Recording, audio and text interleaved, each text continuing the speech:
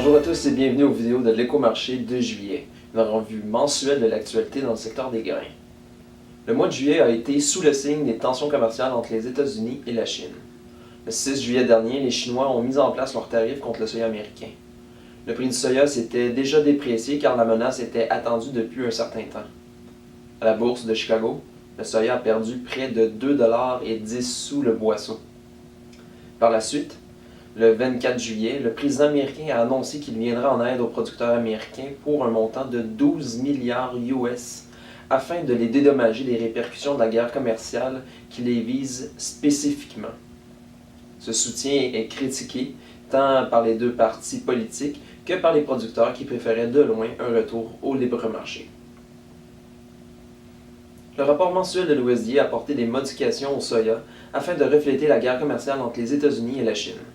Le département américain d'agriculture a estimé qu'il fallait se fier qu'aux faits et non aux menaces pour ses estimations. Globalement, les inventaires américains de maïs ont été diminués en raison d'une croissance de la demande et ce, malgré une hausse de la production. Les stocks américains de soya ont été redressés de 190 millions de boisseaux à cause du conflit commercial avec la Chine, qui a fortement réduit les exportations. Quant au blé, les inventaires du blé américain se sont légèrement accrus. À l'international, l'USDA a apporté quelques changements. La production de maïs au Brésil a été réduite de nouveau. Les stocks de soya ont été en hausse de 11,25 millions de tonnes en raison de la guerre commerciale. Et les stocks de blé ont chuté à cause de la mauvaise récolte dans plusieurs grands pays producteurs de blé. Juillet a également été un mois difficile pour les producteurs de blé dans le monde.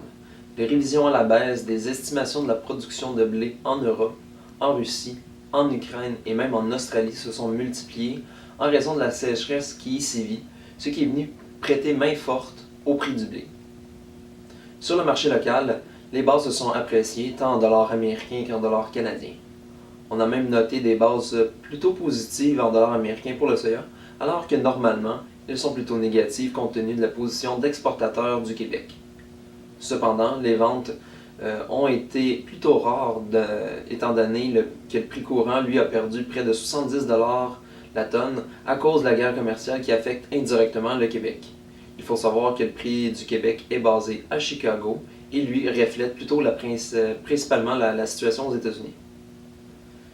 Ce fut un bref aperçu du mois de juillet. J'espère que cela vous a plu. Si vous voulez lire notre analyse complète, celle-ci est disponible sur notre site internet au www.pgq.ca. Je vous donne rendez-vous dans un mois pour l'édition d'août.